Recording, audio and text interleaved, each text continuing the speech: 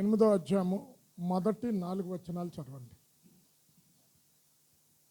ప్రభాతం పిల్లలు కూడా రాలే.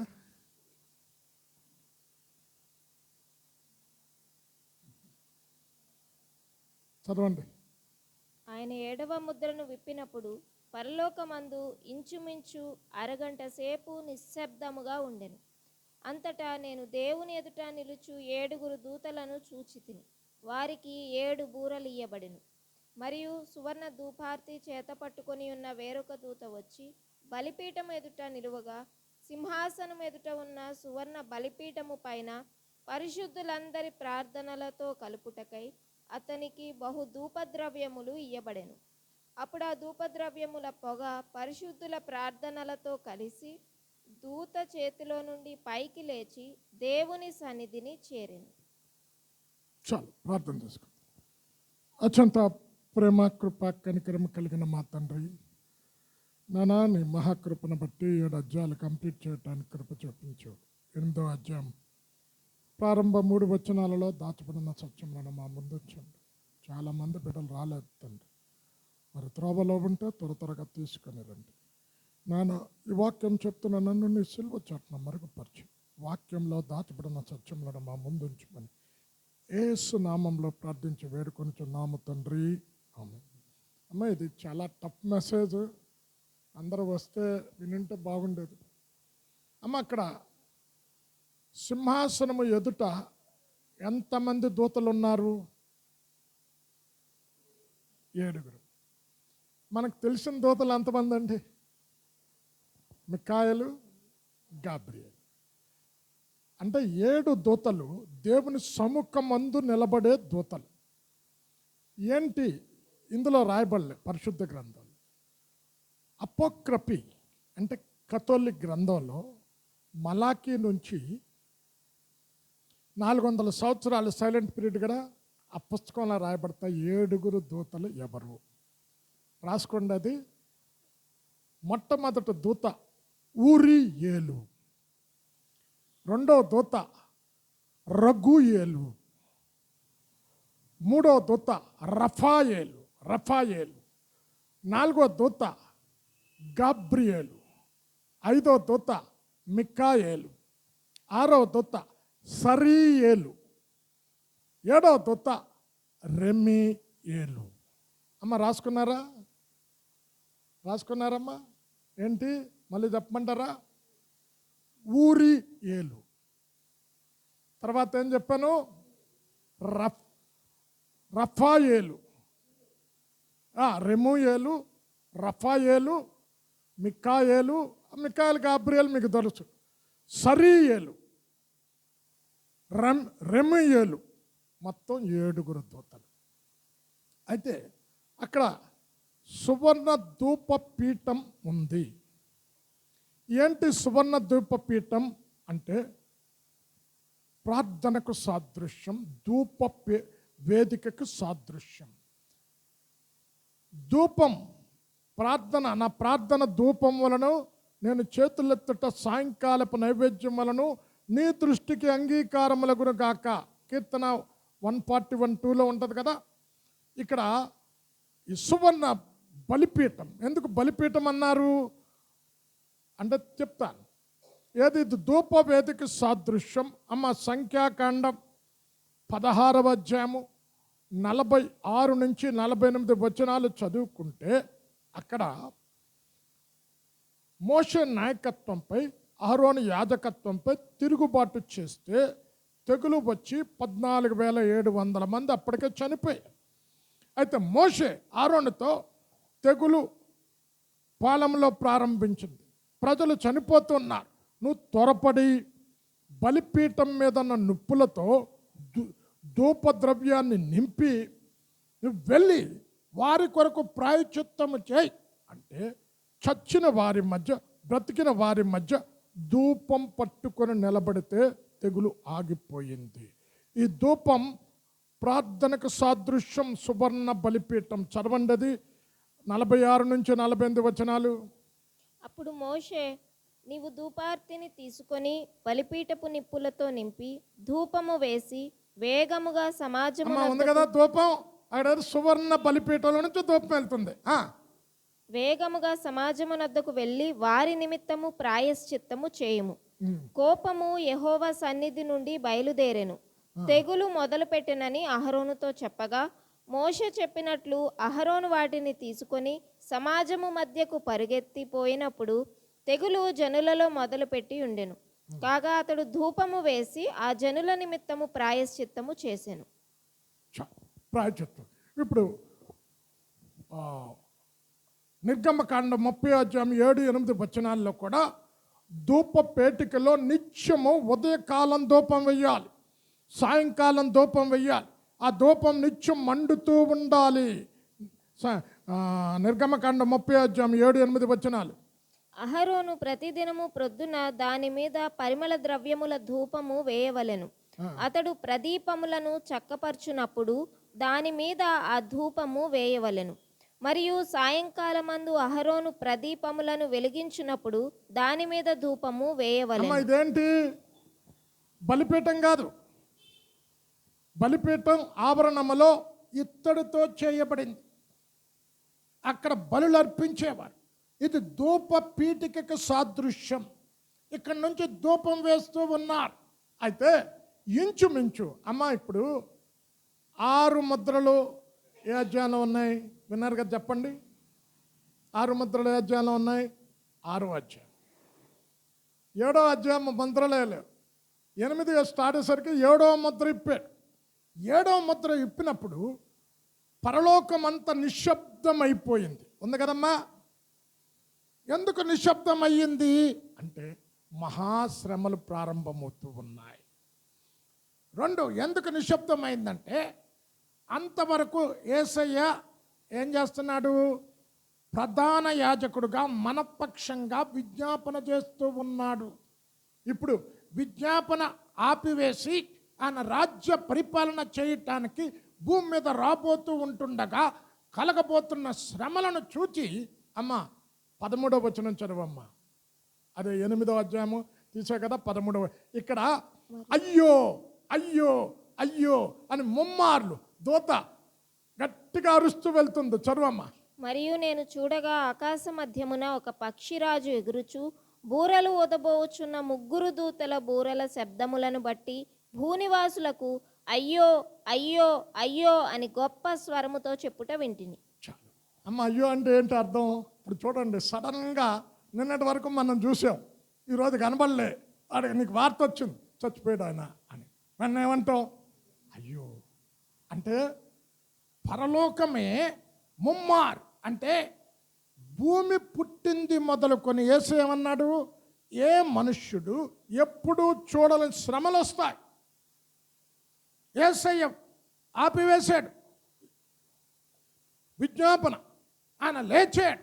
ఎప్పుడైతే లేచాడో ఇక్కడ ఉన్న దూతలందరూ కూడా నిత్యం పరలోకములో కెరూబులతో శరూబులతో స్తుతి స్తోత్రాలతో కొనియాడబడుతున్న ఆ పరలోకం అరగంట నిశ్శబ్దం అయిపోయింది. అంటే భూమి మీద జరగబోవు శ్రమలను చూచి యేసయ్య ఆపేసాడు. ఇంతవరకు వారి కొరకు చేస్తున్న ప్రార్థన, అమ్మో ఎలాంటి శ్రమలు రాబోతున్నాయని పరలోకమే నిశ్శబ్దం అయిపోయింది. పరిశుద్ధ గ్రంథంలో 3 చోట్ల పరలోకం నిశ్శబ్దమైనట్టు ఉంటుంది. అది అండర్లైన్ చేసుకోండి. హబక్కూకు 2:20, జెఫన్యా 1:7, జకర్యా 2:13. త్వరగా చదవమ్మా. హబక్కూకు 2:20 చదువు. అయితే యెహోవా తన పరిశుద్ధాలయంలో ఉన్నాడు, ఆయన సన్నిధిని లోకమంతయు మౌనముగా ఉండును గాక. లోకమంతా 2:20. జెఫన్యా 1:7. ప్రభువైన యెహోవా దినము సమీపమాయెను. యెహోవా దినం అంటే అది ఉగ్రత దినం, సమీపమయ్యింది. ఆయన బలి ఒకటి సిద్ధపరిచి ఉన్నాడు, తాను పిలిచిన వారిని ఆయన ప్రతిష్ఠించి ఉన్నాడు. యెహోవా సన్నిధిని మౌనముగా నుండుడి. అది బలి సిద్ధం చేశాడు. ఆ బలి గురించి చాలా దినాల క్రితం నీకు ఒక మాట చెప్పే, ఆదివారం ప్రసంగంలో. ఏంటి? పీనుగులు ఎక్కడ ఉంటాయో అక్కడ గద్దలు పోగొతాయి అని ఉన్నాడు. అంటే గొప్ప బలి. హర్మగెద్దోను యుద్ధములో భూరాజుల రక్తం, అందరి రక్తం దాట, ఆకాశ పక్షులను వీటన్నిటిని పిలుస్తాడట. అందుకే నిశ్శబ్దమైపోయినది. తర్వాత మీరు జకర్యా 2:13 కూడా ఉంటుంది, 3 చోట్ల. ఇప్పుడు ఈ సువర్ణ బలిపీఠములో ఏముందమ్మా? చదివారు కదా, ఏముంది? పరిశుద్ధుల ప్రార్థనను వేరొక దూత అన్నాడు. దూత అంటే ఎవరండి? దూత ఈయన యాజకత్వం చేస్తుంది. వీళ్ళ ప్రార్థనల, పరిశుద్ధుల ప్రార్థన అందరికి కలిపి, తన ప్రార్థనను కూడా కలిపి సింహాసనం మీద ఆసీనుడైన తండ్రి అయిన దేవునికి చేరుస్తూ ఉంది. దూత ఎక్కడైనా మన పక్షంగా ప్రార్థన చేసినట్టు చూసామా? బైబిల్లో ఎక్కడైనా ఉందమ్మా? మరి ఎవరి దూత? యేసుక్రీస్తు ప్రభుల వారిని ఆయా సందర్భంలో పాత నిబంధనలో దూత అని చెప్పుట, యెహోవా దూత అని చెప్పుట రాయబడి ఉంది. అమ్మ మనకి రిఫరెన్సులు కావాలి. అమ్మ తీయండి అమ్మ. ఆదికాండం 31వ అధ్యాయం 11 నుండి 13 వచనాలు త్వరగా చదువమ్మ. మరియు ఆ స్వప్నమందు దేవుని దూత ఏమన్నా? దేవుని దూత యాకోబు అని నన్ను పిలువగా చిత్తము ప్రభువా అని చెప్పి తిని. ఇక్కడ ఏమంటుంది? 20 సంవత్సరాలు 18 ఉన్నాడు. ఇక దూత మాట్లాడుతుంది. అమ్మ కంటిన్యూ చేయమ్మా. అప్పుడు ఆయన బేతేలు దేవుణ్ణి నీ కన్నులెత్తి చూడుము, గొర్రెలను దాటుచున్న పొట్టేళ్లన్నీయు చారలైనను పొడలైనను మచ్చలైనను గలవి. ఏలయనగా లాబాను నీకు చేయుచున్నది యావత్తును చూచితిని. నీవెక్కడ స్తంభము మీద నూనె పోసితివో, ఎక్కడ నాకు మ్రొక్కుబడి చేసితివో ఆ బేతేల్ దేవుడను నేనే. ఇప్పుడు నీవు లేచి. అమ్మ ఇక్కడ ఏమంటుంది? దూత అని చెప్పేమంటుంది? దేవుడు అంటున్నాడు. ఇప్పుడు పరలోకంలో మీకు చాలాసార్లు చెప్పాను, యోహాను గారు దేవదూత జరగబోయే సంఘటనలన్నీ చూస్తుంటే మొక్కితే ఏమంది? నాకు మొక్కవద్దు ఉంది కదమ్మా. అప్పుడు మర్చిపోయారా? లే, దేవునికే మొక్కాలి. ఇక్కడ ఏమంటుంది ఈ దూత? ఆయన దేవుడు. ఎక్కడ నువ్వు బేతేలులో నీ తండ్రి ఇంటి నుంచి బయటకు వచ్చినప్పుడు రాయిని తలగడగా చేసుకొని నువ్వు నిద్రపోతూ ఉంటుండగా నేను నిన్ను దర్శించాను కదా, నువ్వు నాకు మొక్కుకున్నావు కదా, ఇది నిజంగా దేవుని గని అని ఆ రాయి మీద నూనె పోసావు. తిరిగి క్షేమంగా పద్దనరాము నుండి తీసుకొని వస్తే నా సంపాదన అంతట్లో 10వ భాగం ఇస్తా. తిరిగి అక్కడికి వెళ్ళు, నేను బేతేలు దేవుడను. అమ్మ యెహోవా దూత అని ఉంది కదమ్మా. 48వ అధ్యాయము 49లోనూ ఉంటుంది. మళ్ళీ అక్కడ కూడా 49వ అధ్యాయము రిఫరెన్స్ మర్చిపోయాను. 7 చూడమ్మా.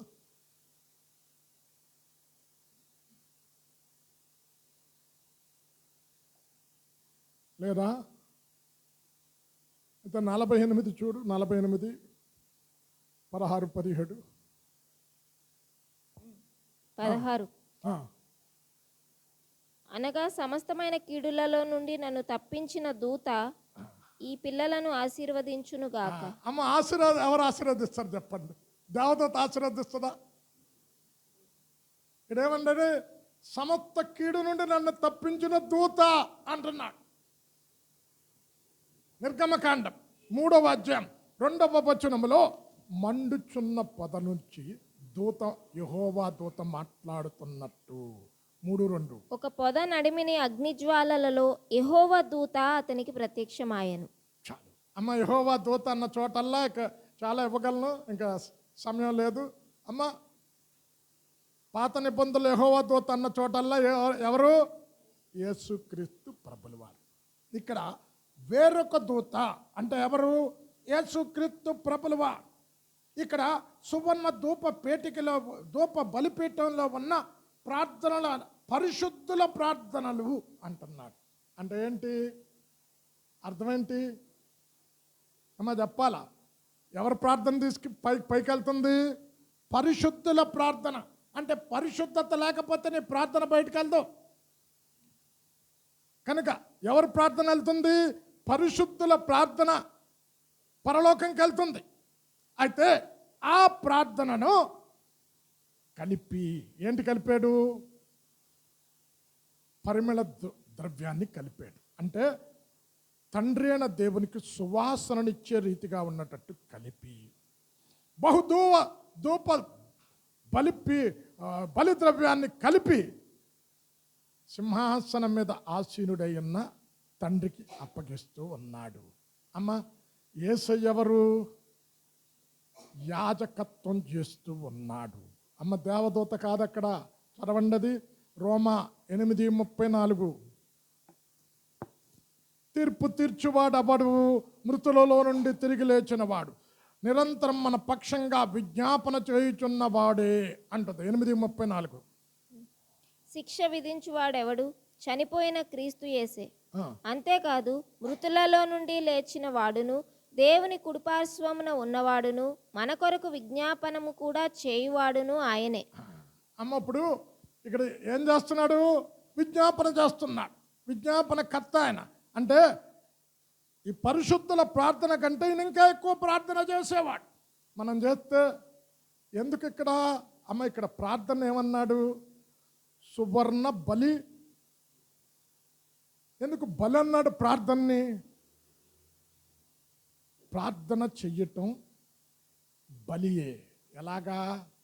ప్రార్థన పరలోకాన్ని కదిలిస్తుంది, భూమిని కదిలిస్తుంది, భూలోకాన్ని కదిలించే శక్తి ప్రార్థనకున్నది. అయితే ఆ ప్రార్థన ఎలాగుండాలి అంటే, ఇప్పుడు చూడండి, రాత్రంతా నిద్రపోయి తెల్లార లెగాలంటే కష్టం కదా. భలే. రోజుకి 1-2 గంటలు ప్రార్థన చేయాలంటే భలే. ఆకలిని చంపుకోవాలనంటే భలే. ఉపవాసం ఉండాలంటే ఆకలి చంపుకోవాలి. అమ్మ, నిద్రను చంపుకోవాలంటే భలే. అంటే పరిశుద్ధుల ప్రార్థన తన ఆకలిని చంపుకొని, తన నిద్రను చంపుకొని, తన శరీర సుఖాలను చంపుకొని బలి అయిపోతున్న అందుకే వాక్యం చెప్తుంది, ప్రార్థనాపరుడు బలి అయితే అద్భుతం జరుగుతుంది. అంటే తనకు తాను దేవునికి సమర్పించుకుంటే, కన్నీళ్లతో ప్రార్థన చేస్తే, నిద్రను త్యాగం చేస్తే, ఆకలిని త్యాగం చేస్తే బలి అది. అందుకే సువర్ణ బలిపీఠం అంటున్నాడు. అయితే ఇక్కడ ఈ ప్రార్థనను పరిశుద్ధులందరూ ప్రార్థన కలుపుతూ ఉన్నాడంట. అమ్మ, పరిశుద్ధులందరూ అంటే మనం ఒక్కడమే చేస్తున్నాం ఆ ప్రార్థన. ఇప్పుడు మన అందరం కూర్చొని లాస్ట్ ఫ్రైడే అనుకుంటా కదా, ఎవరి కోసం చేసాం? జైల్లో మగ్గుతున్న కాపర్ల కొరకు. ఇప్పుడు మనం ఇక్కడ కూర్చున్న గెచ్చమనే ప్రార్థన ప్రేయర్ వాళ్ళే చేస్తున్నారా? చాలామంది చేస్తున్నారు. అంటే అందరి ప్రార్థనను కలిపి, పరిమళ ద్రవ్యాన్ని దాంతో కలిపి, తండ్రి అయిన దేవునికి ఇంపైన సువాసనగా ఉన్నట్టు తన ప్రార్థన కూడా చేర్చి సింహాసనం దగ్గరికి తీసుకొని వెళుతున్నాడు. అమ్మ, ఇప్పుడు ఎంతమంది ప్రార్థన చేస్తే, ప్రభువా తండ్రి మా హృదయాన్ని మార్చు. నువ్వు మౌనంగా ఎలాగుంటావు? ఇంతమంది పరిశుద్ధులు ప్రార్థన చేస్తే మౌనంగా ఎలాగుంటావు? ఇంతమంది పరిశుద్ధులు కన్నీటితో విన్నవించుకుంటే నువ్వు నిశ్శబ్దంగా ఎలాగుంటావు? ఆ ప్రార్థనకి జవాబు ఇయ్యు. ఇంతమంది చేసిన ప్రార్థన అక్కడికి వెళుతుంది. ఎలాగా అమ్మ? ఎలాగా అంటే, ఇప్పుడు యేసయ్య చూసి, ఇదిగో ఈయన ప్రార్థన చేస్తున్నాడు, అబద్ధం ఆడాడు, ఈరోజు ప్రార్థన చేస్తున్నాడు, పక్కన తిట్టొచ్చాడు అంటే యేసే అప్పుడు ఏమంటాడో తెలుసా? యేసే ప్రార్థన ఎందుకు గెలుపుతున్నాడు? యేసే ఏమంటాడో తెలుసా? నిజమే, అబద్ధం ఆడారు, కానీ నేను భూలోకానికి శరీరాకారంగా వెళ్ళి నేను చనిపోయింది ఎవరి కొరకు? నేను రక్తాన్ని చిందించింది ఎవరి కొరకు? ప్రాణం పెట్టింది ఎవరి కొరకు? కనుక ఈ వ్యక్తిని, ఈ గీతమ్మని అలాగే చూడొద్దు, నా రక్తములో నుంచి చూడు. అర్థమవుతుందా? రక్తంలో నుంచి చూడు అంటే ఈ బిడ్డ కొరకు నేను రక్తాన్ని చిందించే, ఈ బిడ్డ కొరకు నేను ప్రాణం పెట్టే, ఈ బిడ్డ కొరకు నేను శరీరాన్ని నలక్కొట్టే, నా రక్తంలో నుంచి చూడు అంటే ఎలా కల్పిస్తున్నాం మనం? అప్పుడు తెల్లని వస్త్రంగా, అమ్మ అక్కడ లాస్ట్ వీక్ చదివాం కదా, గొర్రె పిల్ల రక్తములో తమ వస్త్రములను ఉతుక్కుని తెలుపుది. అంటే నీ ప్రార్థన, నా ప్రార్థన దేవుని దగ్గరికి వెళ్ళాలంటే యేసయ్య రక్తాన్ని బట్టే వెళుతూ ఉన్నది. అమ్మ ఇప్పుడు ఇంతమంది ప్రార్థన చేస్తే, ఇప్పుడు అమ్మ ఇక్కడ కూర్చున్నాం మనం, సంఘాన్ని సంపాదించుకొనట ఒక ఆశీర్వాదం. పరిశుద్ధులకు ప్రార్థన సంపాదించుకొనట ఆశీర్వాదం. మీకు అలాంటి కుటుంబాలను సంపాదించుకొనట ఆశీర్వాదం. అంటే లూకా 16:9 ఏముందో తెలుసా? నీ కొరకు ప్రార్థించే వ్యక్తులను సంపాదించుకో. అక్కడ అన్యాపు సిరి వలన అని ఉంటుంది. సంపాదించుకో. సంపాదిస్తే ఏం చేస్తారు? నీ కష్టం వస్తే వారు ప్రార్థన చేస్తారు. నీ కష్టం వస్తే వారు దేవుని సన్నిధిలో ఉపవాసం ఉండి కన్నీరు కారుస్తారు. సంఘాన్ని సంపాదించుకొనుట, ప్రార్థించే వీరులను సంపాదించుకొనుట, ప్రార్థించే విశ్వాసులను సంపాదించుకొనుట నీకు భాగ్యం. వారిని పోగొట్టుకుంటే చూడండి, కొంతమంది చీటికి మాటి కోప్పడి సంఘం మీద అలుగుతారు. అలిగితే సంఘ ప్రార్థన పోగొట్టుకుంటావు. సంఘ ప్రార్థన పోగొట్టుకుంటే ఆశీర్వాదాన్ని పొందుకోలేవు. ఇప్పుడు చూడండి, సంఘమంతా ప్రార్థన చేసింది ఒకటి, ఒక్కడే ప్రార్థన చేసింది ఒకటి. ఇప్పుడు నువ్వు ఒక్కదానివే ప్రార్థన చేసుకునే కంటే సంఘమంతా ప్రార్థన చేసి ఆ ప్రార్థన దేవుని దగ్గరికి వెళ్ళిందంటే ఎలాగుంటుంది? ఒరే, ఎంతమంది ఒక్క వ్యక్తి కొరకు ప్రార్థన చేస్తున్నాడంటే ఆ వ్యక్తి ఆత్మ ఎంత విలువైనది. తండ్రి అయిన దేవుడు అనుకోడమ్మా, ఎంతమంది ప్రార్థన దేవుని దగ్గరికి వెళ్తే. అంటే సంఘం సంపాదించుకోవటం వలన నీకు కలిగే ఆధిక్యత చూడండి. ఇప్పుడు నేను ప్రతిరోజు ఈ కుటుంబంలో ఇక్కడ సంఘంలో ఉన్న వారికి కొంతవరకు కొరకు ప్రార్థన చేస్తాను. ప్రభావతమ్మ కొరకు ప్రార్థన చేస్తే రోజు బీపీని కంట్రోల్లో పెట్టు అని చేస్తాను. ఆ ఇద్దరు బిడ్డలు చక్కగా చదువుకొని ప్రయోజకులు అవ్వాలి. ఇక్కడ ఎలియాజు కొరకు ప్రార్థన చేస్తా. ఎందుకు? ఈ ప్రార్థన చేసే వ్యక్తులను పోగొట్టుకుంటే నీ కొరకు ప్రార్థించేవారు ఉండరు. కనుక పరిశుద్ధులు అందరి ప్రార్థన అక్కడికి వెళుతుంది. అంటే మీకు అర్థం కావటని చెప్తున్నాను. ఒక మేయర్ దగ్గరికి వెళ్ళారు, మీ స్ట్రీట్లో అవసరతను చెప్పారు. ఒక్కడ ఒక అప్లికేషన్ పెట్టాడండి, యాక్షన్ తీసుకుంటాడా? ఫైల్ అలాగే ఉంటుంది. ఈ తేజస్వి కాలనీలో ఉన్న వాళ్ళందరూ పెట్టారు అనుకోండి, ప్రతి ఇల్లు యాక్షన్ తీసుకుంటారు లేదు చెప్పండి. అమ్మా ఫైల్ ఎంత అయిపోద్ది? అమ్మో ఇదేంటి అక్కడ అనుకున్నా, మొత్తం కాలనీలో ఉన్న వాళ్ళందరూ పెట్టారు. సమస్య ఉంది, ఖచ్చితంగా తీర్చాలి అమ్మ. అయితే ఇప్పుడు ప్రార్థన వెళ్ళాలి అంటే ఏమన్నాడు? పరిశుద్ధుల ప్రార్థన. ఇది పోగొట్టుకుంటే నీకు జయం ఉండదు. ఇప్పుడు చూడండి, మొదటి సమూయేలు 17వ అధ్యాయంలో, అమ్మ తీయాల్సిన పని లేదు, ఫిలిష్తీయుల మీద యుద్ధంలో జయం పొందాడు. ఇప్పుడు చివరి అధ్యాయంకి వచ్చేసరికి ఏమైంది? అదే ఫిలిష్తీయుల చేతిలో కొడుకులు గిల్బోవా పర్వతం దగ్గర చనిపోయారు. అదే ఫిలిష్తీయుల చేతిలో అందరూ చనిపోయారు. కారణం ఏంటి చెప్పండి? కారణం ఏంటి? ప్రార్థించే సేవకుడు లేడక్కడ, ప్రవక్త సమూయేలు. ప్రార్థించే విశ్వాసు లేడక్కడ, ఎవరు? దావీదు గారు. సౌలేమనుకున్నాడు, నేను రాజుని, నాకు సైన్యం ఉంది, నాకు ఆయుధాలు ఉన్నాయి, యుద్ధాయుధాలు ఉన్నాయి, నాకు సేవకుడు అవసరంలే, నాకు ప్రార్థించే విశ్వాసులు అవసరంలే అని ఒక్కడే వెళ్ళాడు, ఎదుర్కొన్నాడు. ఒకప్పుడు గెలిచిన వాడే ఇప్పుడు ఓడిపోయాడు. అప్పుడు గెలవటానికి కారణం ఏంటి? ప్రార్థించే దావీదు ఉన్నాడు. ఉదయాన్నే లేచి ముమ్మారు ప్రార్థన చేసే దావీదు ఉన్నాడు, ప్రార్థించే సేవకుడు ఉన్నాడు. కనుక సంఘాన్ని సంపాదించుకుంటే నీకు ఎంత ఆశీర్వాదం చూడండి. సంఘ ప్రార్థన ద్వారా జయం కలుగుతుంది. అయితే ఇప్పుడు పరిశుద్ధుల ప్రార్థన అన్నాడు. అమ్మ ఈరోజు మంచి వాక్యం, చాలామంది రాలేదు, ఇప్పుడు నోట్ చేసుకోండి. ఎలాగ చేస్తే ప్రార్థన దేవుని దగ్గరికి వెళుతుంది? అమ్మ ఇప్పుడు ఈ ప్రార్థన ఎక్కడికి వెళ్ళింది? సింహాసనం మీద కూర్చున్న తండ్రి అయిన దేవుని దగ్గరికి వెళ్ళింది. మన ప్రార్థన దేవుని దగ్గరికి వెళ్ళాలంటే అందరి ప్రార్థన దేవుని దగ్గరికి వెళ్ళదు. అందుకే ఇక్కడ మెన్షన్ చేసాడు ఏమని, పరిశుద్ధుల ప్రార్థన అన్నాడు.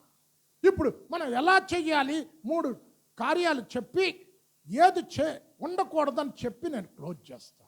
అమ్మ, ఇప్పుడు మన ప్రార్థన దైవ చిత్తానుసారమైన ప్రార్థన అయి ఉండాలి. అమ్మ, మొదటి యోహాను 5:14. ఆయనను బట్టి మనకు కలిగిన ధైర్యం ఏదనగా, ఆయన చిత్తానుసారముగా మనమేది అడిగినను ఆయన మన మనవి ఆలకించునన్నది. అమ్మ, మన ప్రార్థన దేవుని దగ్గరికి వెళ్ళాలంటే ఎలాగో చెప్పండి. ఇప్పుడు ఆయన పేరేంటి చెప్పండి. ఆయన పేరేంటి? కీర్తన 65:2 ఉంటుంది కదా, ప్రార్థన ఆలకించువాడా. మళ్ళీ ఏమంటుంది? సమస్త శరీరాల ప్రార్థన ఆలకించువాడా అని ఉంటుంది. అయితే ఆ ప్రార్థన దేవుని దగ్గరికి వెళ్ళాలి అంటే ఆయన చిత్తానుసారమైన ప్రార్థన అయి ఉండాలి. మా తమ్ముడు మా ఇంట్లో చిన్నప్పుడు కాస్త ఎక్కువ భక్తిగా ఉండేవాడు. ఆడే సినిమాకి వెళ్ళినప్పుడు కూడా ప్రార్థన చేసుకుని వెళ్ళేవాడు. ప్రభా, టికెట్లు దొరికేటట్టు చెయ్యాలి. ఇప్పుడు చెప్పండి, ఇది సరైన ప్రార్థనే కాదా? అమ్మా, ఆయన చిత్తానుసారమైన ప్రార్థన. మీకు ఇంతకు మునుపు ఒకసారి చెప్పే, నా స్నేహితుడు ఒకసారి వైన్ షాప్ పెట్టి నా దగ్గరికి వచ్చి, బ్రదర్ ప్రార్థన చేయండి, వైన్ షాప్ ఈరోజు ఓపెన్ చేస్తున్నాను, మీరు వచ్చి ప్రార్థన చేయండి అన్నాడు. ఏదైనా ప్రార్థనతోటే కదా ప్రారంభించాలి. ఇప్పుడు నేను అక్కడికి వెళ్ళి ఏం చేయాలా? ప్రభువా, తాగుబోతలు ఎక్కువ మంది పంపించు, ఎక్కువ తాగేటట్టు చేయి, వీళ్ళకి బిజినెస్ ఎక్కువ వచ్చేటట్టు చేయాలా? ఏమన్నా బాబు, క్రైస్తవుడికి ఏ వ్యాపారం చెయ్యాలో అది చెయ్యాలి, ఏది పడితే చెయ్యకూడదు నాయనా. ఈ ప్రార్థన నేను చెయ్యను, అక్కడికి వచ్చి నేనేం చేసేది? అది దేవుని చిత్తానుసారమైన వ్యాపారం కాదు. కొన్నిసార్లు మన ప్రార్థన చేసినప్పుడు కూడా ఎలాగుంటుంది? ప్రభువా, నా కుమార్తెకి 2 లక్షల జీతం, వీడికి ఎగ్జిక్యూటివ్ కారు ఉంది, ఓన్ హౌస్ ఉంది, బ్యాంకులో బ్యాలెన్స్ ఉంది, ఇదే ఇచ్చేయి. ఇలాగే అండి సంసారాలు కూలిపోతున్నాయి. ఇలాగే భార్యాభర్తలు విడిపోతున్నారు. అరే, ఎన్నో కేసులు మా దగ్గరికి వస్తాయి. తర్వాత నేను అడుగుతున్నప్పుడు, ఏమండి ప్రార్థన చేశారా అంటే, బ్రదరు ఉద్యోగం చూసాము, సొంత ఇల్లు చూసాము, జీతం చూసాం, బ్యాంక్ బ్యాలెన్స్ చూసాం, ఇప్పుడు అనుభవిస్తున్నాం. ఎందుకు మీ ప్రార్థన సింహాసనాన్ని కదిలించే ప్రార్థన, భూలోకాన్ని తలకిందులు చేసేది ప్రార్థన. ఆ ప్రార్థన ఎందుకు వెళ్ళటం లేదు? ఆయన చిత్తానుసారంగా చెయ్యాలి ప్రార్థన. 2 అమ్మా, జాన్ 14:13 చదువమ్మా.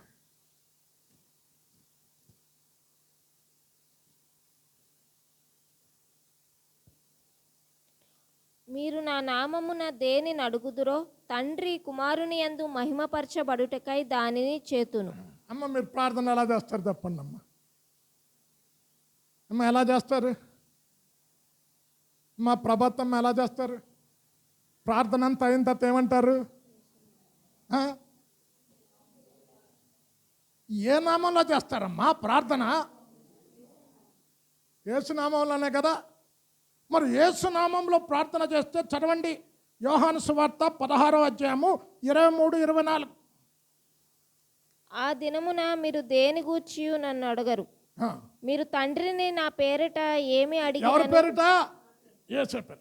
ఏం అడుగుతారో ఆయన మీకు అనుగ్రహించునని మీతో నిశ్చయముగా చెప్పుచున్నాను. ఇది వరకు మీరేమియూ నా పేరట అడగలేదు. మీ సంతోషము పరిపూర్ణమగునట్లు అడుగుడి, మీకు దొరుకును. అమ్మ అన్నాడు కదా. మరి ఎందుకు దొరకట్లేదు? యేసు నామంలో ప్రార్థన మీకు అర్థం కావటానికి చెప్తాను. ఇప్పుడు స్త్రీలు ఎక్కువ ఎక్కడ దెబ్బలాడుకుంటారండి? నల్లా దగ్గర. మీకు ఇంతకుముందు చెప్పాను కదా, ఒకసారి విజయవాడలో జరిగిన ఇన్సిడెంట్. బిందెలతో కొట్టుకొని సంస్కృత పదాలు వస్తున్నాయని. ఇప్పుడు ఒక అన్నిరాలు క్రైస్తవరాలు నీళ్ళ దగ్గర కొట్టుకున్నారు. అన్ని రాళ్ళు పటా పటా కొట్టింది. ఇంటికి వచ్చింది ఆమె. ప్రభువా, జకర్యా 2:8 ఏముంది? నన్ను ముట్టువాడు నీ కనుగుడ్డును ముట్టినట్టు నన్ను ముట్టిందామే, నన్ను కొట్టింది. యెషయా 54:17 ఏముంది? నీకు విరోధంగా రూపింపబడిన ఆయన కొట్టింది ప్రభువా, ఆయన తిట్టింది, ఆ నోరు పడిపోవాలి, నన్ను కొట్టింది, ఆ చెయ్యి ఇరగాలి. యేసు నామంలో ప్రార్థన. మళ్ళీ చెప్పండి, యేసు నామంలో ప్రార్థన అంటే ఏంటి? యేసయ్య మనస్సు కలిగి చెయ్యటం. అర్థమవుతుందండి?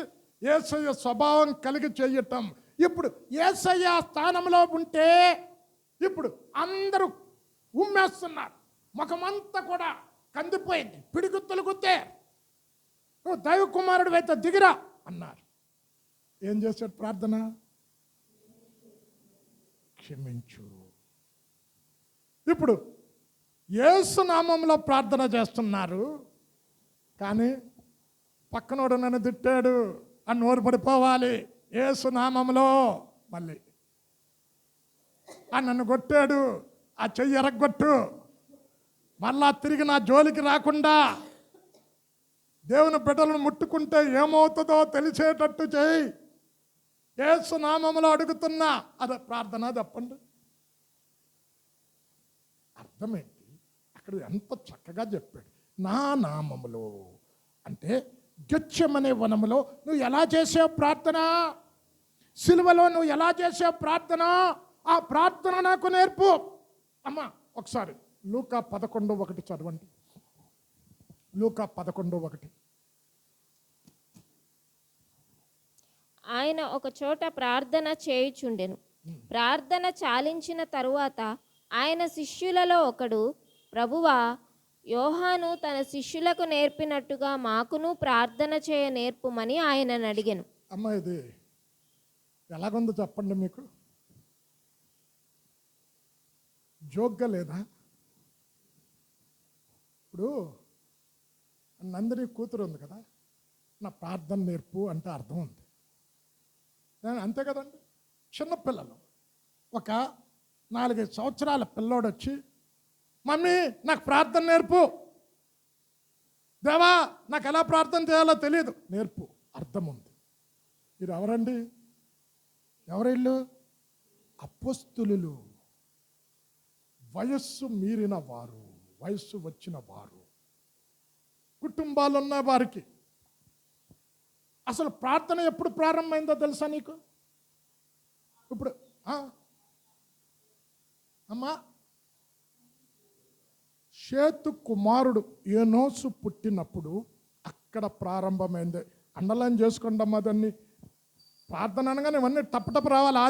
ఆదికాండం 4:20 చివరి వచనం, 26వ వచనం. మరియు షేతునకు కూడా కుమారుడు పుట్టెను, అతనికి ఏనోషను పేరు పెట్టెను. అప్పుడు యెహోవా నామమున ప్రార్థన చేయుట ఆరంభమైనది. ఇప్పుడు ఆల్నైట్ పేరు మీకు ఎంతకుమంది చెప్పాను, ఎప్పుడు ప్రారంభమైంది? అది మీకు ఎంతకుమంది చెప్పాను కదా, తప్పని చెప్పాలా. అప్పుడప్పుడు ఏమంటారు, క్విజ్ పెడతారు కదా, క్విజ్ పెట్టినప్పుడు ఇలాంటివి వస్తే మొట్టమొదట ఆల్నైట్ పేరు చేసింది ఎవరు? యాకోబు గారు. మొట్టమొదట ప్రార్థన ఎక్కడ స్టార్ట్ అయింది? ఏనోసు పుట్టిన తర్వాత స్టార్ట్ అయ్యింది. ఇప్పుడు యూదులకు చిన్నతనము నుంచే ప్రార్థన నేర్పిస్తారు.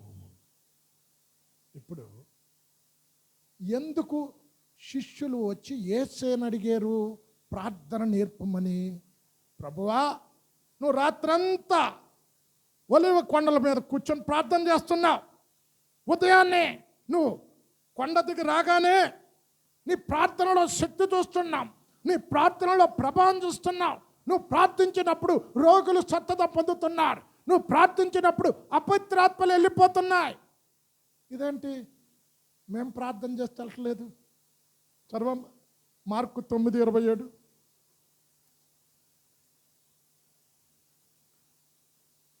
అయితే యేసు వాని చెయ్యి పట్టి వాని లేవనెత్తగా వాడు నిలువబడెను. ఆ, ఆయన ఇంటిలోనికి వెళ్ళిన తరువాత ఆయన శిష్యులు, మేమెందుకు ఆ దయ్యమును వెళ్ళగొట్టలేకపోతిమని ఏకాంతమున ఆయనను అడిగిరి. ఉమ్. అందుకు ఆయన, ప్రార్థన వలననే గాని మరి దేని వలననైనను ఈ విధమైనది వదిలిపోవుట అమ్మ, అసాధ్యమని వీళ్ళు వారితో ప్రార్థన చెప్పారు. చేయలేదా? ప్రార్థన చేయట్లేదా శిష్యులు? ఏసే పక్క నుండి చేపట్టం ఏంటమ్మా? అంటే ఎలా చేయాలో తెలియట్లేదు వాళ్ళకి. అర్థమవుతుందండి? ఏసే ప్రార్థనలో శక్తి ఉంది, ఏసే ప్రార్థనలో అధికారం ఉంది, ఏసే ప్రార్థనలో పవర్ ఉంది. మా ప్రార్థనలో శక్తి లేదేంటి? మా ప్రార్థనలో పవర్ లేదేంటి? కనుక నీలాంటి శక్తి కలిగిన ప్రార్థన మేము చేయటానికి ఎలా చేయాలో నేర్పు. ఇప్పుడు చిన్న బిడ్డడు వచ్చి అడిగితే అర్థం ఉంది, కానీ ఇప్పుడు నీకు నేర్పాలా అమ్మ? ఇప్పుడు మనకి ఇప్పుడు సిగ్గుపడకూడదండి నిజంగా. అపోస్తుల కంటే మనం గొప్పలమా చెప్పండి అమ్మ? పేతురు కంటే గొప్పలమా? యోహాను యాకోబు కంటే గొప్పలమా? వాళ్ళే అడిగారంటే మనం ఇంకెలా అడగాలి? కనుక ఇక్కడ పరిశుద్ధుల ప్రార్థన సువర్ణ బలిపీఠంలో అందరి ప్రార్థన కలిపి సింహాసనం మీద కూర్చున్న తండ్రి అయిన దేవుని దగ్గరికి వెళ్తుంది. కనుక మన ప్రార్థన దేవుని దగ్గరికి వెళ్ళాలంటే, ఒకటి ఆయన చిత్తానుసారమైన ప్రార్థన, రెండు ఆయన స్వభావము కలిగి, మూడు రోమన్స్ 8:26 చదవమ్మా. మనం యుక్తముగా ఎలాగ ప్రార్థన చేయవలనో మనకు తెలియదు కానీ ఉచ్చరింప సఖ్యం కాని మూలుగులతో ఆత్మ తానే మన పక్షంగా విజ్ఞాపన చేయుచున్నాడు. అమ్మ నోట్ చేసుకోండి చాలు, ఎందుకంటే మిగతా చాలా ఉన్నాయి. అమ్మ ఎలా చేయమంటున్నాడు? ఆత్మలు. ఎందుకు అమ్మ? ఎస్తరు పట్టుకో అమ్మ, 2వ అధ్యాయం. ఇప్పుడు 127 సంస్థానాలలో ఉన్న అందగత్తలందరినీ తీసుకొచ్చారు. అందరూ అందగత్తలే కదమ్మా, అందగత్తలే కదా తీసుకొచ్చారు. అందరూ కన్యకలే కదా. ఎస్తేరును ఎందుకు చేసుకున్నాడు? అందరిని విడిచిపెట్టి. మీకు చాలాసార్లు చెప్పాను, చెప్పండి, ఎస్తేరుని ఎందుకు చేసుకున్నాడు? అంతఃపురములో ఆశ్చర్యసు చక్రవర్తి దగ్గర హేగే ఉన్నాడు. హేగే ఎవరు? సండుడు. కనుక హేగేకు తెలుసు ఎలాంటి అలంకరణతో అలంకరించబడితే రాజు ఇష్టపడతాడు. కనుక ఆ 127 సంస్థానంలో ఉన్న అందగత్తలు వారికి ఇష్టమైన రీతిలో అలంకరించుకున్నారు. ఎత్తేరు మాత్రం, అరే నా ఇష్టమైన రీతిలో అలంకరించుకుంటే రాజు మనసు నేను గెలవలేను. రాజు అంతఃపురములో రాజు దగ్గర ఉన్న హేగేకు తెలుసు రాజు మనసును గెలవటానికి ఎలాగ అలంకరించుకోవాలో తెలుసు. కనుక హేగేను వేడుకుంది. హేగే అలంకరణ తప్ప వేరే అలంకరణ కోరుకోలే. చదవమ్మా 2:15. మొర్దెకై తన కుమార్తెగా స్వీకరించుకొనిన తన పినతండ్రి అయిన అబీహయిలు కుమార్తెయగు ఎస్తేరు రాజునొద్దకు వెళ్ళుటకు వంతు వచ్చినప్పుడు, స్త్రీలను కాయు రాజు యొక్క షండుడైన హేగే నిర్ణయించిన అలంకారము గాక ఆమె మరి ఏమీయూ కోరలేదు. అమ్మా ఎంత చక్కగా రాశాడండి. హేగే నిర్ణయించిన అలంకరణ. ఇప్పుడు మిగతా వాళ్ళందరూ ఈ అలంకరణతో అలంకరించినట్టు ఉందండి. అంటే నీ ప్రార్థన ఎలా చేస్తే, ఇప్పుడు ఒక ఎమ్మెల్యే దగ్గరికి వెళ్ళామనుకోండి, ఫస్ట్ మనం ఏం చేస్తాం చెప్పండి? పిఎను పట్టుకుంటాం కదా. పిఎను పట్టుకొని ఏమంటాం? మంచి మూడ్లో ఉన్నాడా లేదా అని అడుగుతాం. ఏమంటే తెలుసు కదా, మూడు బాగాలేదండి, ఈరోజు కోపంగా ఉన్నాడు, అమ్మ వదిలే రేపు వస్తాలే. ఇప్పుడు తర్వాత ఎలాగ పని చేయించుకోవాలి అని అడుగుతాం. పిఎకి తెలుసు అక్కడ. అమ్మ అర్థమవుతుందా చెప్పేది? ఇప్పుడు మనం చేసే పని అదే కదండి, అంటే అదే కదా చేసేది. ఇప్పుడు కలెక్టర్ దగ్గరికి వెళ్ళాలంటే పిల్లాదేవని పట్టుకుంటాం, ఎందుకంటే ఆయన తెలుసు కలెక్టర్కి ఏది కావాలి ఏది అనేది. అప్పుడు అమ్మ ఇప్పుడు వద్దు, ఇప్పుడు వెళ్ళండి, మంచి మూడ్లో ఉన్నాడు అంటే ఎలా చేయించుకోవాలి అన్నది చెప్తారు వాళ్ళు. ఏమిచ్చి ఆయన మనసును గెలవాలన్నది చెప్తాడు. కనుక ఇక్కడ పరిశుద్ధాత్మ దేవుడికి తెలుసు తండ్రి దగ్గర నుంచి ఎలాగ ఆన్సర్ రప్పించుకోవాలో. కనుక ఆత్మతో ప్రార్థన అన్నాడు. అమ్మ ఈ 3 రాసుకున్నారా? ఇప్పుడు పరిశుద్ధుల ప్రార్థన అన్నాడు. పాపం పెట్టుకొని ప్రార్థన చేస్తే వింటాడా? తీసివేసుకోవాల్సిన నేను 5 చెప్తాను. అమ్మ అందరూ వెరీ ఇంపార్టెంట్ మెసేజ్, చాలామంది రాలే. అమ్మ కీర్తన 66 పట్టుకోమ్మా. నా హృదయంలో పాపము లక్ష్యము చేసిన ఎడల నీవు నా మనవి వినకపోతువు. 66:18. నా హృదయంలో నేను పాపమును లక్ష్యము చేసిన ఎడల ప్రభువు నా మనవి వినకపోవును. చాలు అమ్మ. 2 సమూయేలు 12వ అధ్యాయంకి వెళ్ళిపోమ్మ. ఇప్పుడు భక్తుడైన దావీదు ఉపవాసంతో ప్రార్థన చేస్తున్నాడు. విన్నాడా దేవుడు? హృదయానుసారుడండి. ప్రార్థన వినకపోగా పుట్టిన కుమారుడు చచ్చాడు. ఏమన్నాడు తెలుసా అమ్మ? 12:16 వచ్చారు అమ్మ. బెత్షెబా ఊరియాకు కనిన కుమారుడు అంట. యెహోవా ఊరియా భార్య దావీదునకు కనిన బిడ్డను మొత్తినందున. ఇక్కడ ఏముంది? ఊరియా భార్య ఎవరికి కనాలి బిడ్డ చెప్పండి? ఊరియాకు కనాలి. ఇక్కడ ఊరియా భార్య ఎవరికి కన్నది బిడ్డ? దావీదుకు కన్నది. అక్రమ సంతానం కనుక ఆ పాపం పెట్టుకొని చేశాడు కనుక మొత్తాడు. అంటే దేవుని దగ్గరికి వచ్చినప్పుడు దేవునికి ఆయాసం కలిగించేది ఏదైనా ఉంటే ఒప్పుకొని విడిచిపెట్టు.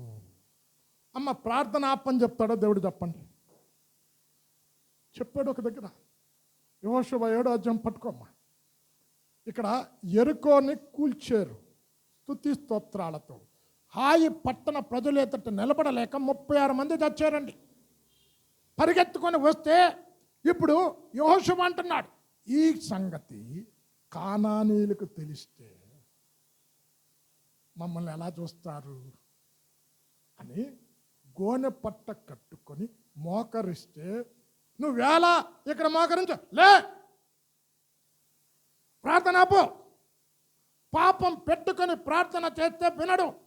7:10 చదువమ్మా. యెహోవా యెహోషువతో ఇట్లా నేను, లెమ్ము నీవేళ ఇక్కడ ముఖము నేల మోపుకొందువు. ఇశ్రాయేలీలు ప్రార్థన దేవుడు ఆపమంటాడో చెప్పండి? లే అన్నాడు. ఎందుకు? అరే పాపం చేశారు వాళ్ళు. పాపం చేసి ప్రార్థన చేస్తావేటి? పాపాన్ని విడిచిపెట్టు. నీలో ఉన్న అపవిత్రత పరిశుద్ధుల ప్రార్థన సువర్ణ బలిపీఠం దగ్గరికి వెళ్ళింది, సింహాసనం చేరింది. పాపం పెట్టుకొని ప్రార్థన చేస్తే ప్రార్థన వినడు. పాపిని ప్రేమిస్తాడు కానీ పాపాన్ని ప్రేమించడు. ఇదేంటి? మీకు ఆల్రెడీ ఒకసారి ఎగ్జాంపుల్ ఇచ్చాను. ఏంటో చెప్పాను గుర్తుంది కదా? ఇప్పుడు ఎవరికైనా టీబీ వచ్చింది అనుకో, టీబీని ప్రేమిస్తున్నా అంటారు ఎవరైనా? వ్యక్తిని ప్రేమిస్తారు, ఆ వ్యక్తిలో ఉన్న రోగాన్ని ప్రేమించం. అంటే పాపిని ప్రేమిస్తారు, పాపాన్ని ప్రేమించడు. అర్థమవుతుందండి చెప్పింది? ఇక్కడ ఎందుకు ప్రార్థన? 2 ఎగ్జాంపుల్ ఇచ్చాను. ఇక్కడ పాపం పెట్టుకుని ఆకాను ఆ శపితమైనది విడిచిపెట్టి పూర్తిగా వాళ్ళని నాశనం చేసిన తర్వాత అప్పుడు జయం పొందారు కనుక 1. 2 28 సామెతలు 9వ వచనం. ఇక్కడ అంటున్నాడు, ధర్మశాస్త్రమును వినకుండా చెవియొగ్గువాడి ప్రార్థన హేయం. 28:9. ధర్మశాస్త్రము వినబడకుండా చెవిని తొలగించుకొని వాని ప్రార్థన హేయము. చాలు అమ్మ. ఇక్కడ మీకు ఒకసారి చెప్పే, ఓ 15 సంవత్సరాల క్రితం ఒక వర్తమానంలో అద్భుతమైన మెసేజ్ షీలోహు గురించి మాట్లాడిన. అక్కడ ఇప్పుడు శతాధిపతి యేసే దగ్గరికి వచ్చాడు. నా కుమార్తె చావటానికి సిద్ధంగా ఉంది అన్నాడు. శతాధి పక్కన ఉన్న దాసుడు ఏమంటున్నాడు తెలుసా? బోధకుని శ్రమ పెట్టబొద్దు. ఇప్పుడు ఆయన ఏమనాలి చెప్పండి? యేసయ్యను శ్రమ పెట్టవద్దనలే, క్రీస్తు ప్రభుల వారిని శ్రమ పెట్టవద్దనలే, బోధకుని శ్రమ పెట్టవద్దు అంటే అక్కడ ఏదో అర్థం ఉంది. ఏంటి అర్థం? ఇంటి నుండి వచ్చిన దాసుడు యేసయ్య ఏం చేస్తున్నాడో చూశాడు. శతాధిపతి ఏం చేస్తున్నాడో విన్నాడు. యేసయ్య వాక్యాన్ని బోధిస్తూ ఉంటే శతాధిపతి వాక్యాన్ని వినకుండా తన బాధను చెప్తూ ఉన్నాడు. కనుక బోధకుని శ్రమ పెట్టవద్దు అంటే ఇక్కడ కూర్చున్న మనం సిలువలో యేసయ్య ఎంత శ్రమ పడ్డాడో అని ఎలా కొరడాలతో కొట్టారో అంటాం కదా మనం. దానికంటే ఎక్కువ శ్రమ పెట్టినట్టు వాక్యం చెప్పినప్పుడు మీరు వినకుండా మీ బాధ చెప్తే ఆయన శ్రమ పెట్టినట్టు అర్థమవుతుందమ్మా. కనుక వాక్యం వినకుండా ప్రార్థన ఆయన ఎంత హేయం అంటే ఏంటమ్మా అర్థం?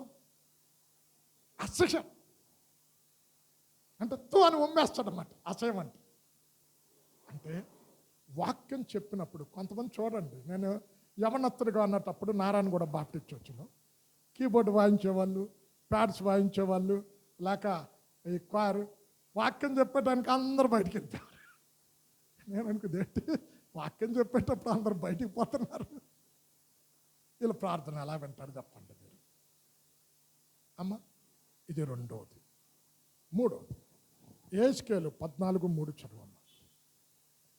నరపుత్రుడా, ఈ మనుష్యులు హృదయంలో విగ్రహములను పెట్టుకొని నా యొద్దకు వచ్చి విచారణ చేస్తూ ఉన్నారు. నరపుత్రుడా, ఈ మనుష్యులు తమ హృదయములలో విగ్రహములనే నిలుపుకొని దోషము పుట్టించు అభ్యంతరమును తమ ఎదుటనే పెట్టుకొని ఉన్నారు. అమ్మ ఇక్కడ ఏమన్నాడు? తర్వాత చదివితే మనవి చేస్తున్నారు అంటే మనవి ఎప్పుడో, మనవంటే ఏంటమ్మా? ప్రార్థన. అంటే విగ్రహం, మీరు విగ్రహం అంటే మేము విగ్రహారాధకులు కాదండి, అవి ఎప్పుడో ఒకప్పుడు విడిచిపెట్టేసాం అంటే. విగ్రహం అంటే అర్థము, రెండు అర్థాలు చెప్తాను. దేవుని కంటే ఏది ఎక్కువ ప్రేమించినా అది విగ్రహం. రెండు, నీ భక్తిని చల్లార్చేది ఏదైనా అది విగ్రహమే. ఇప్పుడు చూడండి, కొంతమంది రాలే. ఇప్పుడు ఈరోజు ఈవినింగ్ పని చేస్తే నీకు 1000 రూపాయలు రోజుకి ఇచ్చేది 2000 ఇస్తా అన్నారనుకోండి. బైబిల్ స్టడీకి వస్తారా? 2000 కోసం వెళ్తారా ఆఫీస్? చెప్పండి అమ్మ. నిజంగా ప్రతి ఆదివారం ఉండేదే, ఒక ఆదివారం రాకపోతే ఏంటి కొంపలు పోయింది, 2000 పోతుంది అక్కడ. డబ్బులు ఇస్తున్నాడు జీతం, ఒక వారం రాకపోతే. ఇప్పుడు నీ భక్తిని చల్లార్చేది ఏదైనా ఏంటది? విగ్రహమే.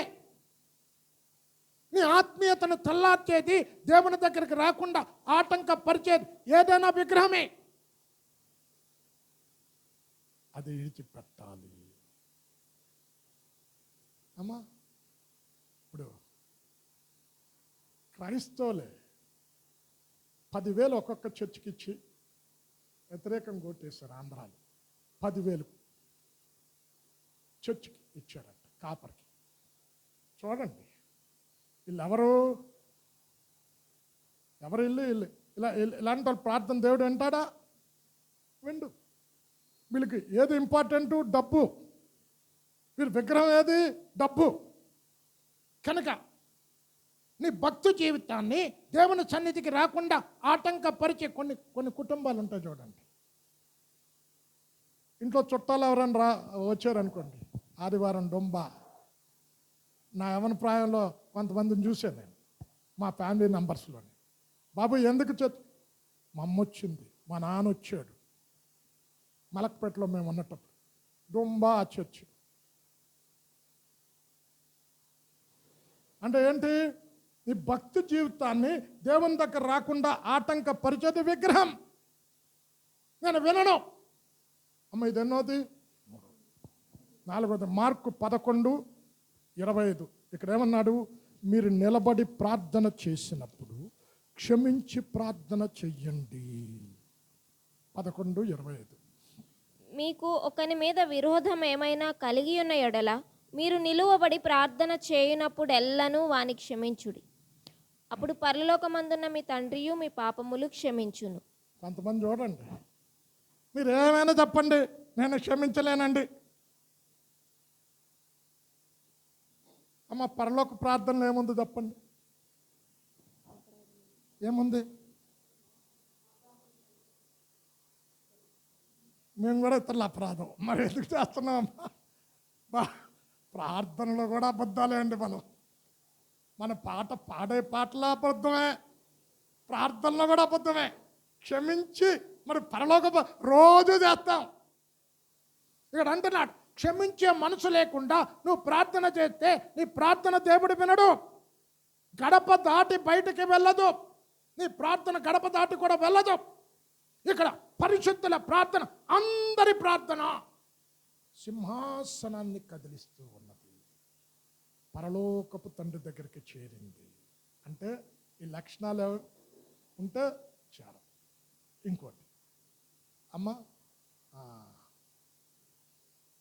యాకోబు 1:6, సందేహంతో ప్రార్థన చెయ్యొద్దు. అయితే అతడు ఏమాత్రమును సందేహింపక విశ్వాసముతో అడుగవలెను. ప్రార్థన చేసి అమ్మో జరుగుతుందంటారా జరగదంటారా అక్కడ కూర్చున్న నేను నా జీవితంలో దేవుడిచ్చిన ఆశీర్వాదం ఎప్పుడు నేను కలగన్న వారి వలె ఉంటిమి అన్న రీతిగా ఆశీర్వదించాను. ఒక ఇల్లు కొనుక్కుంటాను, మాకు కష్టమండి. ఎందుకంటే అప్పుడు హైదరాబాద్లో మా ఫ్యామిలీ ఒక్కటే ఉంది. మా ఇల్లు అప్పట్లో డేవిడ్ ఇల్లు అలాగ ఉండేదో మా ఇల్లు అలాగ ఉంటుంది. ఇప్పటికే అంతే. ఒక సూట్ కేసు వెళ్తే ఒక సూట్ కేసు వస్తుంది. ఎవరైనా హాస్పిటల్కి వచ్చారంటే మా ఇంట్లోనే. ఎందుకంటే అప్పుడు హాస్పిటల్ అన్నీ నిమ్స్ ఇవన్నీ ఎక్కడికి వచ్చినా మా ఇంట్లోనే. చింతల్లి అప్పుడు మంచి పరిచర్య చేసి పేషెంట్లకి వచ్చిన వాళ్ళందరికీ అమ్మ ఇంతమందికి పరిచర్య చేసి ఇక్కడ ఎప్పుడు కూడా దేవుని దగ్గరికి వెళ్ళినప్పుడు క్షమించి ప్రార్థన చేయండి. క్షమాగుణము లేకుండా నీ ప్రార్థన దేవుడు వినడు. సందేహంతో ప్రార్థన చేస్తే నీ ప్రార్థన దేవుని దగ్గరికి వెళ్ళదు. చూడండి, ఇవన్నీ జ్ఞాపకం చేసుకున్నాడు. కలగన్న వారి వలె ఉంటువన్న రీతిగా ఆశీర్వదించాడు. ఒక ఇల్లే కష్టం అనుకుంటే 3 ఇల్లు ఇచ్చాడు. అంటే ఏంటి? నాకు అసాధ్యం, ఆయనకు అసాధ్యమైనది ఏమీ లే. ఎందుకు? ఆయన భూమిని అమ్మ ఎలా సృష్టించాడు చెప్పండి? ఎక్కడ? శూన్యంలో వేలాడదీశాడు. ఎప్పుడైనా శూన్యంలో ఓ బాల్ తీసి పైన అలాగ పట్టండి, కింద పడదా? అలాగే ఉందా లేదా? సూర్యుడు ఉదయాన్నే సూర్యుడు ఉదయించాలి, ఉదయించట్లే. సాయంకాలం అస్తమించట్లే. ఏవైనా ఆయన చేసినవి మారేవా? లేదు కదా. ఇప్పుడు ఆయనే అంటున్నాడు, విశ్వాసం ఉంటే నీ అసాధ్యమైన కార్యం ఏదీ లే, సందేహించకుండా అడగండి. నేను సముద్రాన్ని ఆరిన నేలగా చేసిన వాడిని, సముద్రంలో రహదారులు ఏర్పరిచిన దేవుణ్ణి నేను. అయ్యో, ప్రార్థన చేసి అమ్మో డాక్టర్ ఈ రోగానికి ముందే లేదన్నాడు, డాక్టర్ చచ్చిపోతాడన్నాడు, నేను చచ్చిపోతా.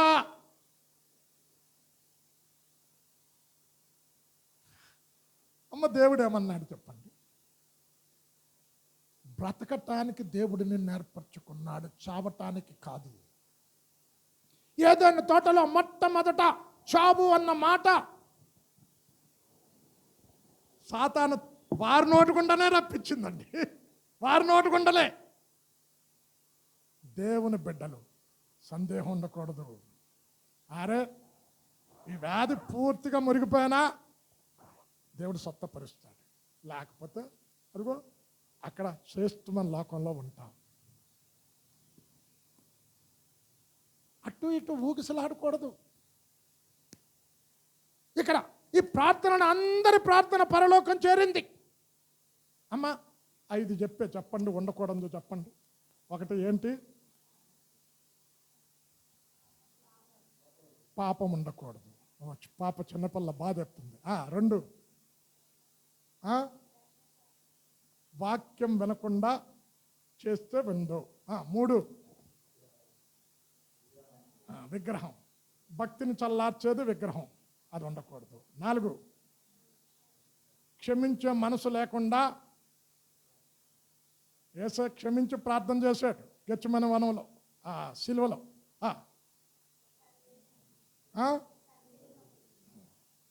ఇప్పుడు ఎలా చేయాలి అమ్మా? మత్తయి 6వ అధ్యాయం పట్టుకో. వేషధారుల వలె ప్రార్థించవద్దు. 6:5. మరియు మీరు ప్రార్థన చేయనప్పుడు వేషధారుల వలె ఉండవద్దు. అది అమ్మా, ఎలాగా? మనుషులకు కనబడాలని చేయకండి అంట. మీరు చూడండి, ఇప్పుడు వేళ్ళు లోపటికున్న చెట్లు గాలి వచ్చినా తుఫాన్ వచ్చినా నిలబడతాయా? వేర్లు పైకున్న చెట్లు నిలబడతాయా చెప్పండి అమ్మ? ఏ చెట్లు నిలబడతాయి? లోతుగా ఉంది అంటే వేర్లు పైకున్న చెట్లు కూలిపోతాయి. అంటే నీ భక్తిని చూపెట్టాలని చేయకు. కొంతమంది ఇండివిజువల్గా ప్రార్థన చేయరు, చర్చికి వచ్చినప్పుడు అమ్మో, నేను చెప్పా కదా ఒకసారి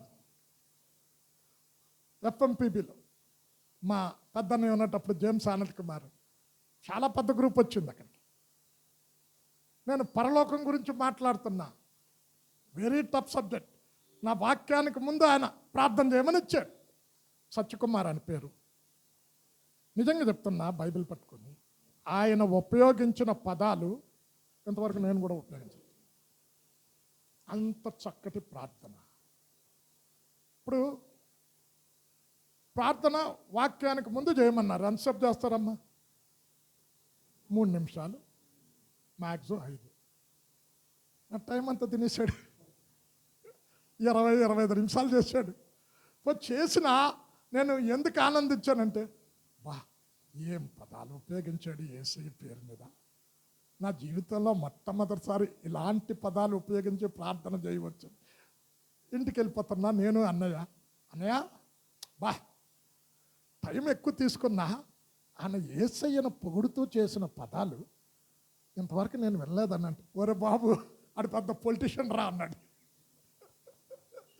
ఏమన్నా అంటే, అరే సెక్రటరీ పోస్టు అది ఇవ్వకపోతే సంఘాన్ని మొక్కలు చేస్తాడు అన్నాడు. ఇక్కడ అలా చేస్తున్నాడు అండి. అమ్మ, వేషధారులు అలా చేయొద్దు అమ్మ. 6-7 చదవమ్మా. 6-7. మరియు మీరు ప్రార్థన చేయనప్పుడు అన్యజనుల వలె వ్యర్థమైన మాటలు వచింపవద్దు. విస్తరించి మాట్లాడుట వలన తమ మనవి వినబడునని విస్తరించంటే మాకు ఒక వైశాఖ కన్వర్ట్ ఉండేదండి. అమ్మ ప్రార్థన చేయి అంటే, ఇప్పుడు ఒకసారి నాకు బాగా గుర్తు, పెళ్లి గురించి ప్రార్థన చేయమని.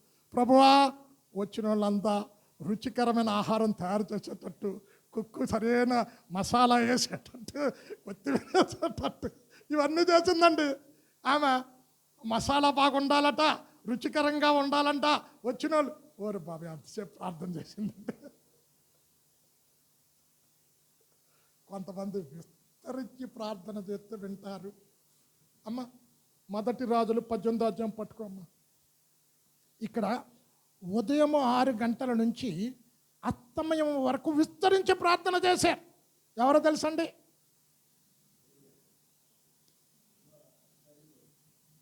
విస్తరించి అమ్మ 18-26 చదువమ్మా. 26 1 కింగ్ 18:26. వారు తమకు ఇయ్యబడిన ఎద్దును తీసుకుని సిద్ధము చేసి ఉదయము మొదలుకొని మధ్యాహ్నము వరకు బయలా మా ప్రార్థన వినుమని. ఉదయం మొదలుకొని ఎంతవరకు? మధ్యాహ్నం.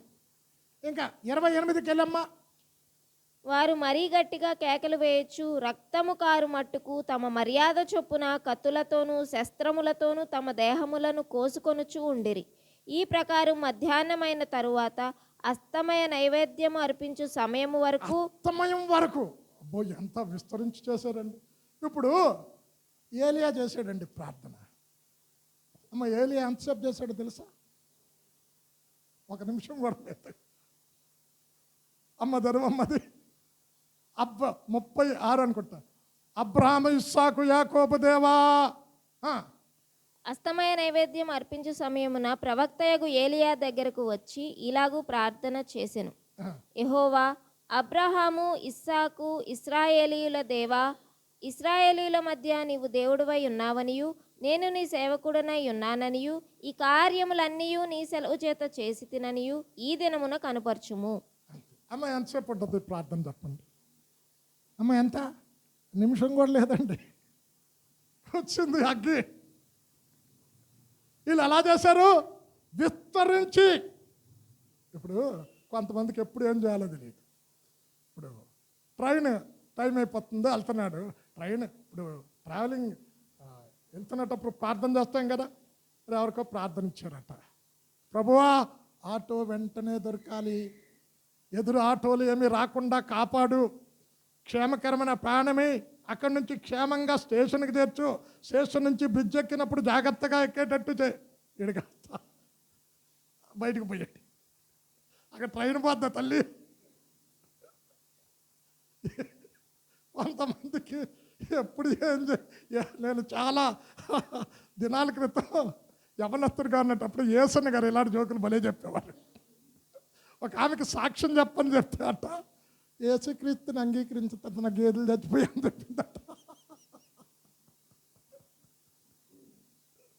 యేసన్న గారు నేను మా చింతల్లి విజయ్ ముగ్గురు లోనాలో వెళ్ళాం. వైఎంసీ ఆల్నెట్ పేరు మంత్లీ వన్స్ నడిపేది. ఇప్పుడు 30 years బ్యాక్. మలక్పేట నుంచి నేను మా విజయ్ ముగ్గురు లోనా మీద వెళ్ళామండి. బాగా గుర్తు నాకు. సాక్ష్యం ఎలా చెప్పాలో తెలియదు. ఎప్పుడు ఏం చేయాలి, ట్రైన్కి ప్రార్థన చేయమ్మా క్షేమంగా వెళ్ళాలంటే ఆటో దొరకాలి, ఎదురు ఆటోలు రాకుండా, యాక్సిడెంట్ జరగకుండా, లగేజ్ జాగ్రత్త. ట్రైన్ ఉంటుందా తల్లి? ఏది విస్తరించి చెయ్యొద్దు. మరి ఎలా చెయ్యాలి? Link with God, relationship with God. ఒక ఎగ్జాంపుల్ చెప్పి 2-3 మాటలు చెప్పి క్లోజ్ చేస్తా. ముందే అయితే వెరీ లెంతీ మెసేజ్ ఇది. మరి ఇంకా ఆల్రెడీ టైం అయిపోయింది, క్లోజ్ చేస్తా. అమ్మ, ఒక నా అడ్వకేట్ అంటే తెలుసు కదా, ప్లేడర్లు అంతా ఏం చేస్తారమ్మా, సీనియర్స్ దగ్గర పని చేస్తారు, తెలుసు కదా. అరే ఈ పెద్ద ప్లేడర్కి అండర్లో పని చేస్తుంటే ఏం దొరకట్లేదు డబ్బులు, నాకు నేనే స్పెషల్గా ప్రాక్టీస్ పెట్టుకుంటా అనుకున్నాడు. ఓ రూమ్ తీసుకున్నాడు, ఒక అసిస్టెంట్ అటెండర్ని పెట్టుకున్నాడు, ఆఫీస్ ఓపెన్ చేసి చక్కగా కుర్చీ టేబుల్ అన్నీ వేసుకున్నాడు. వేసుకున్న తర్వాత రే అటెండర్ చెప్పాడు, ఎవరైనా వస్తే ఇలా చప్పుడు చేయి అన్నాడు. నేను రమ్మన్నటప్పుడు లోపల పంపించు అన్నాడు. ఇంతలో ఒక ఆయన వచ్చాడు. అన్నే ఫోన్ తీసుకొని, ఏంటండి మీ కేసు ఏంటి? నేను వాదిస్తే ఏ కేసు అయినా గెలిపే కానీ ఓటమి ఉండదండి, నిశ్చింతగా జీవించు, 100% మీరు కేసు గెలుస్తారు. అయితే నా ఫీజు చాలా ఎక్కువ, ఎందుకంటే జయం ఇస్తాను నేను, అంత పే చేసుకునే స్తోమత ఉందా? లక్షల్లో చెల్లించాలి, మీకు ఎంత లాభం వస్తుందో అంత అందులో ఒక 20% అని నాకు పడియాలి. ఫోన్ పెట్టి రా లోపల పంపురా. నేను వచ్చాడు, బాబు ఏంటి ఇంతకీ నీ కేసు అంటే, లేదండి ఏ కేసు రాలేదండి. అరే కేసులు ఏం లేకపోతే ఎందుకు వచ్చాయంటే, మీ ఫోన్కి కనెక్షన్ ఇద్దామని వచ్చానండి. మీ బిఎస్ఎన్ఎల్ ఉద్యోగం, నేను బిఎస్ఎన్ఎల్ ఫోన్లు మాట్లాడుతున్నారు కదా, దానికి కనెక్షన్ ఇద్దామని వచ్చానండి. కనెక్షన్ లేని ఫోన్తో ప్రజలను మోసం చేయొచ్చు. దేవునితో కనెక్ట్ లేకుండా నీ చేసే ప్రార్థన ఏంటమ్మా? దేవునితో కనెక్ట్ అయి చేసే ప్రార్థన 2 భాగాలు చేశాడు. పరలోక ప్రార్థనలో 2 భాగాలు ఉన్నాయా లేదా? ఏంటి? నీ రాజ్యము వచ్చును గాక. ప్రభువా నీ రాజ్యం మా ఇంట్లో వచ్చింది, మా పక్కింట్లో రాలే. మా వీధిలో రాలే, అక్కడ కూడా నీ రాజ్యం రావాలి. నీ చిత్తము నెరవేర్చబడును గాక అంటే నీ చిత్తానుసారంగా నేను నడుస్తున్నా. నా కుటుంబంలో ప్రతి బిడ్డ నడవాలి, సంఘం నడవాలి, నీ నామం మహిమపరచబడాలి. తర్వాత సెకండ్, మందంతా రివర్స్. ఏమ్మా, మందంతా రివర్సే. ఎప్పుడు అడుక్కోవడమే. ప్రభువా అది ఇయ్యు, నా కూతురికి ఉద్యోగమే, నా కూతురు ఫస్ట్ క్లాస్లో పాస్ అవ్వాలి, నాకు సొంత ఇల్లు లేదు. ఎప్పుడు రివర్సే. దేవుడు ఏమంటున్నాడు? ఆయన రాజ్యం, ఆయన మహిమ, ఆయన చిత్తం, ఈ మూడు మొట్టమొదట బతకండి. తర్వాత మా అనుదిన ఆహారం నేడు మాకు దయచేయి. అరే, ఎవ్రీ డే ప్రార్థన చేస్తావు. ఎన్నిసార్లు చేస్తారో తెలియదు కానీ నాకు ఈ ప్రార్థన. మరి నువ్వు చేసే ప్రార్థన ఏంటి? వెళ్ళటమనే, ప్రభువా నాకు అది కావాలి, ఇది కావాలి. ముందు ఆయన అడగండి, ఆయన రాజ్యాన్ని అడగండి. ప్రభువా సంఘం బలపడాలి, సంఘం ఉజ్జింపబడాలి, నూతనాత్మల సంఘంలో చేర్చబడాలి, నీ చిత్తం చెప్పున సంఘం అంతా నడుచుకోవాలి. దైవజనుడు కూడా నీ చిత్తానుసారమైన ప్రార్థన చేయాలి. నీ నామం మహిమపరచబడాలి. మహిమలో నుంచి మా ప్రతి అవసరాన్ని తీర్చే దేవుడు తర్వాత నీ అవసరతలు అడగాలి. మనమంతా రివర్స్. అమ్మా, ఇప్పుడు ఈ ప్రార్థన పరిశుద్ధులందరి ప్రార్థన, బహుధూప ద్రవ్యాలతో యేసయ్య ప్రార్థన కూడా కలిపాడు. ఎందుకు? తండ్రి హృదయాన్ని దోచుకునే ప్రార్థన, తండ్రి దగ్గర నుండి జవాబు తీసుకొచ్చే ప్రార్థన, పరిమళ ధూపాన్ని కలిపి ఇక్కడ సింహాసనం మీద కూర్చున్న ఆ దేవునికి ఈ ప్రార్థనను అందిస్తున్నాడు. ఇక్కడ కూర్చున్నా మా ప్రార్థన చేస్తాం. ఎందుకు చేస్తామమ్మా? ఎందుకు చేస్తాం? దేవుడు వినాలని కదా. మరి దేవుడు దైవ సన్నిధికి నీ ప్రార్థన చేరకపోతే ప్రయోజనమేముందమ్మా? ఎందుకు చేరటం లేదు? ప్రార్థన చేయటం రాదు మనకి. అందుకే శిష్యులు అడిగారు, ప్రభువా మేము ప్రార్థన చేస్తున్నాం, అదిగో వచ్చింది అపవిత్రాత్మ, వదల్లే. నువ్వు ప్రార్థన చేసావు, దిగొచ్చావు, అపవిత్రాత్మలు వెళ్ళిపోతున్నాయి, రోగులు ముడితే స్వస్థత వస్తుంది, నీ ప్రార్థనలో అద్భుతాలు ఉన్నాయి, నీ ప్రార్థనలో ఆశ్చర్యకారాలు ఉన్నాయి, నీ ప్రార్థనలో అపవిత్రాత్మలు పారిపోతున్నాయి. మేము ప్రార్థన చేస్తే రివర్స్ మా మీదకి వస్తుంది. నేర్పు. మా ప్రార్థనలో అలాంటి శక్తి, అలాంటి సామర్థ్యం, అలాంటి ప్రభావం, పరలోకాన్ని కదిలించే ప్రార్థన, భూలోకాన్ని తలకిందులు చేసే ప్రార్థన, అద్భుతాలు చేసే ప్రార్థన, ఆశ్చర్యకారాలు చేసే ప్రార్థన, నీ ప్రభావాన్ని భూమి మీదకి పరలోకం నుండి దించే ప్రార్థన, సింహాసనాన్ని కదిలించే ప్రార్థన నేర్పు. అమ్మ ఈరోజు నేర్చుకున్నారు, వచ్చే వారం అడుగుతాను. ఎన్ని పాయింట్లు? కళ్ళు మూసుకోండి. కొంతవరకే చెప్పే ఈరోజు. అత్యంత ప్రేమ, కృప, కనికరము కలిగిన మా తండ్రి, ఈ బైబిల్ స్టడీలో 8వ అధ్యాయంలో పరిశుద్ధుల ప్రార్థన ధూపం వేదికలో నుంచి యేసయ్య ప్రార్థన కూడా కలిపి మహాధూప ద్రవ్యాలు సింహాసనం మీద కూర్చున్న తండ్రి సన్నిధికి చేరుస్తూ ఉన్నారు. మా ప్రార్థన గడప దాటి బయటికే వెళ్ళలేదేంటి? మా ప్రార్థన నీ సన్నిధికి చేరాలంటే అందరి ప్రార్థనను వినవని, పరిశుద్ధుల ప్రార్థనే అక్కడికి వెళుతుందని, ఎలాగ ప్రార్థన చెయ్యాలి, ఏవి విడిచిపెట్టాలి, ఏవి పట్టుకోవాలి స్పష్టంగా చెప్పావు. ఈ బిడ్డలు విన్నారు. అలాగ ప్రతి బిడ్డ ప్రార్థన చేసి ప్రతి ప్రార్థనకు జవాబు పొందుకునే కృపను దయచేయమని యేసు నామంలో ప్రార్థించి వేడుకొనుచున్నాము తండ్రి. ఆమేన్.